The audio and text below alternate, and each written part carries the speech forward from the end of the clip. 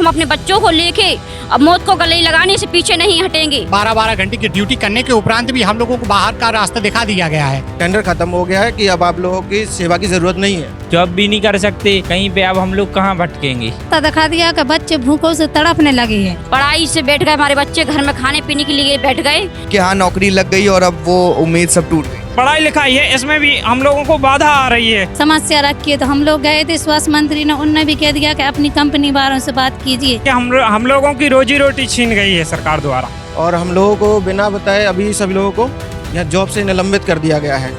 यह कह के हम लोगों को बाहर निकाल दिया कि भाई आप लोगों को स्वास्थ्य विभाग में कोई जगह नहीं है। आउटसोर्सिंग कर्मचारियों को निकाले जाने का, उनकी छटनी करने का मामला लगातार उत्तर प्रदेश में सामने आता रहता है। और आज हमारे पीछे आप देख सकते हैं किस तरीके से 50 से भी ज़्यादा लोगों की भीड़ है और ये यहाँ इस उम्मीद में आए हैं लखनऊ के अंदर कि हो सकता है कि इनकी सुनी जाए मुख्यमंत्री या उप मुख्यमंत्री द्वारा। दरअसल ये स्वास्थ्य विभाग में कर्मचारी थे, आउटसोर्सिंग पर थे, लेकिन अब चूंकि रिटायर्ड आर्मी भी वहां पर आ रही, इस वजह से इन्हें वहां से निकाल दिया गया। और इस मामले में जब ये उप मुख्यमंत्री के पास जाते हैं तो वो कहते हैं कि हमारे स्तर से कुछ नहीं हो सकता है। अब ये लोग क्या करें, इसकी हम इनसे बात करते हैं। क्या कहते हैं सर, क्या है पूरा मामला?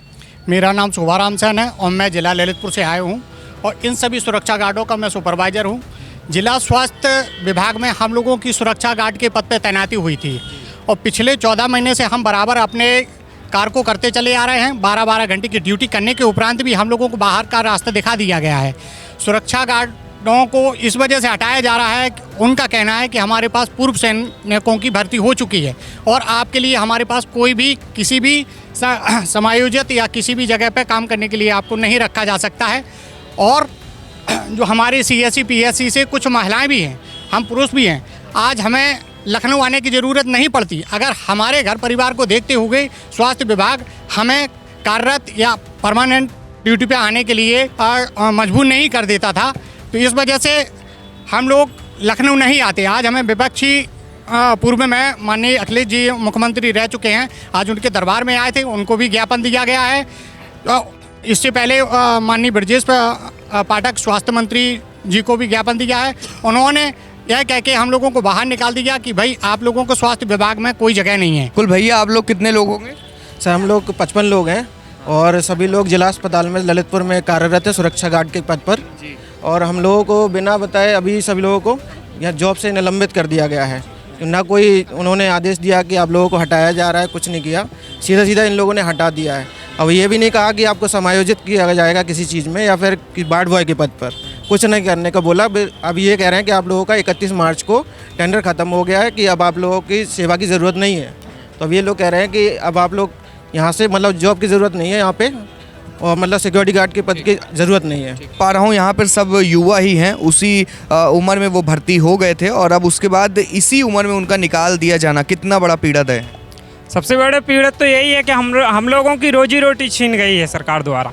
हम बल्कि योगी आदित्यनाथ जी का ये भी कहना था कि किसी भी आउटसोर्स कर्मचारी को निकाला नहीं जाएगा, बल्कि हम लोगों को तो एक तरह से CMO के आदेश के अनुसार एक बाहर का रास्ता ही दिखा दिया गया है।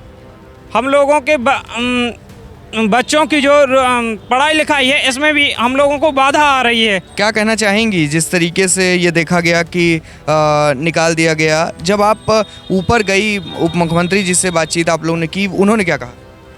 उन्होंने ये कहा है कि आपकी सेवा समाप्त हो चुकी है, वो कंपनी जाके बात करना। और फिर उसके आगे कंपनी से कोई हल नहीं निकला। हम लोगों को बाहर का रास्ता दिखा दिया गया है, हमारे बच्चों की आगे कोई संभावना नहीं है। पढ़ाई से बैठ गए, हमारे बच्चे घर में खाने पीने के लिए बैठ गए और उसके बाद हमें कोई भी पद पर समायोजित नहीं किया जा रहा है। कितना बड़ा दर्द है मैम, जिस तरीके से देखा जा रहा है कि आप लोगों को अभी नौकरी कितने साल की हो गई आप लोग? हम लोगों ने 14-15 महीना कर लिया है ड्यूटी। महीने में ही आप लोगों को निकाल दिया गया। एक उम्मीद जगी होगी कि हाँ नौकरी लग गई और अब वो उम्मीद सब टूट गई। हाँ, सब उम्मीद टूट गई। हम लोगों को बिल्कुल ऐसा रास्ता दिखा दिया कि बच्चे भूखों से तड़पने लगे हैं और हम लोगों की बच्चों की परवरिश भी पूरी नहीं हो पा रही है। हम लोगों को एकाएक ऐसा थमा दिया है बाहर का रास्ता कि हम लोगों ने कुछ नहीं कर पाया है और कह दिया कि आप लोग बाहर जाइए, आप लोगों की ज़रूरत नहीं है, हम लोगों ने पूर्व सैनिक रख लिए हैं। रोजी रोटी था उसका जरिया यही नौकरी थी। हाँ, उसका जरिया यही नौकरी थी। अब हम लोग कहाँ जाएंगे? और हम लोगों से कह दिया कि आप लोगों की सेवा समाप्त हो चुकी है। सीओ साहब न गए थे तो उनने भी कह दिया कि अब हम लोग क्या कहेंगे, आप मुख्यमंत्री न जाइए, उससे अपनी समस्या रखिए। तो हम लोग गए थे स्वास्थ्य मंत्री ने, उनने भी कह दिया कि अपनी कंपनी वालों से बात कीजिए। कंपनी वालों ने किया, उनने किया, हमारा ठेका छीन लिया है, हम क्या कहेंगे? अब हम कहाँ जाएंगे? अगर हमें समायोजित नहीं करते हैं तो हम अपने बच्चों को लेके अब मौत को गले लगाने से पीछे नहीं हटेंगे। हमारी बस एक ही प्रार्थना है, शासन से प्रशासन से हमें समायोजित किया जाए। आप भैया युवा हो और काफ़ी नई उम्र में ये 14-15 महीने पहले आपकी नौकरी लग गई थी और अब हटा दिया गया। क्या है घर का माहौल, क्या है?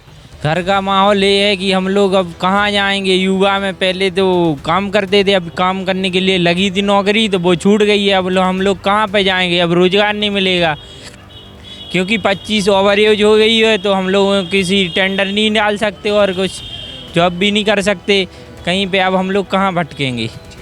तो आपने देखा किस तरीके से यहाँ पर ये लोग हैरान हैं, परेशान हैं और बार बार लखनऊ के चक्कर काट रहे हैं इस उम्मीद में कि कहीं ना कहीं फिर से ये उम्मीद की किरण जग जाए कि इनकी नौकरी वापस आ जाए। लेकिन जब ये ऊपर बात करते हैं, फिर चाहे उप मुख्यमंत्री हो, चाहे सीएमओ हो, चाहे जो इनके ठेकेदार हों, वो सभी लोग अपना अपना पल्ला झाड़ते हुए नज़र आ रहे हैं। सरकार, मैं आपका योगी जी का एक बयान भी याद दिला दूँ, उन्होंने ये कहा था कि आउटसोर्सिंग के कोई भी कर्मचारियों को निकाला नहीं जाएगा। अगर ऐसी कोई स्थिति बनती है तो उनको कहीं ना कहीं समायोजित किया जाएगा। लेकिन फिलहाल हम देख रहे हैं कि ये सिर्फ 50 से ज़्यादा का ज़रूर संख्या है, लेकिन इस बात को दावे से कहा जा सकता है कि आउटसोर्सिंग कर्मचारियों को निकाले जाने का जो सिलसिला है वो लगातार चला आ रहा है और इस पर मौजूदा सरकार कोई भी ध्यान देने का काम नहीं कर रही है। कैमरा पर्सन अंबर शुक्ला के साथ उत्कर्ष सिंह, लखनऊ।